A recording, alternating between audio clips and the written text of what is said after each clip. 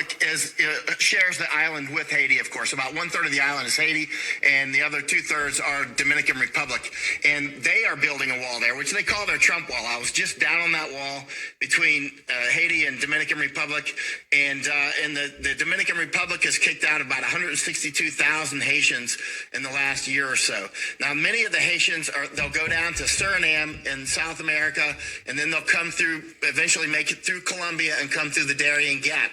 Huge amounts of Haitians are coming through. So Haitians are one of the larger groups. They do a huge amount of criminality, actually. Whether it's Colombia or Panama or Mexico, everybody's wary of the Haitians. Not Africans, but Haitians specifically. And why does Colombia let them saying, yo, we've got plenty of room, right?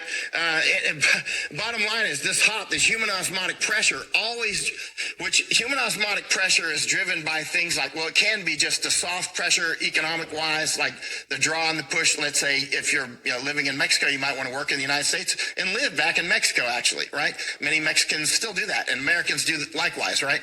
And then there's the hard pressures like pandemic, famine, and war, which is like a fire. You're going to run from the fire, right? And so, interestingly, pandemic and famine and war, the more of these things, if you're going to get into the higher levels of studying warfare, first of all, you must study information war, period. And you'll see so many things around you couldn't believe that are happening once the curtains are opened.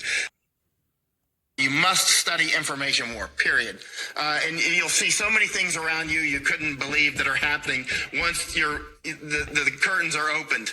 And then studying famine and pandemic are essential. Pandemic and famine and war are the triangle of death. They always go together. If you get a big war, you'll always get pandemic and famine. And if you get famine, you get a war. That's right. It's the triangle of death. I was saying this on an interview a couple of years ago, and one of my kind readers, she said, you say pan for war, pandemic, famine, war, as if you made it up. And I said, I did. And she goes, no, it's in the Bible. I said, actually, you're right. I'm sorry about that. That's probably actually where I got it from. The four horsemen. The fourth one is... So why are powerful infrastructure groups, why are powerful corporations pushing a climate of war and famine?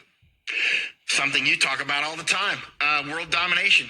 They clearly want to reduce the world population for starters, and this is an oft-stated goal to even as low as 500 million people, which would obviously, so if they're going to bring 600 million in here, it's just for a kulakization move, basically to kill us, right?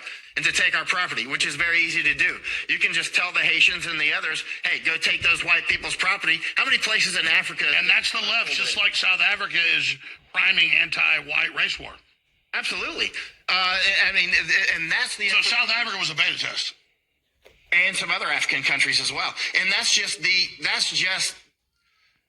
information war component is obviously part and parcel to everything. That's the stuff in Rhodesia too. In the clouds. That's the whole thing, right?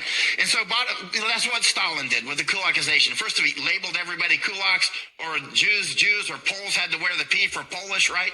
And so first of all, you label your enemy, you mark your enemy, and then you say, hey, they stole your stuff. Go take it from them, and it's yours. And that's how you... Remember 2 years ago, Facebook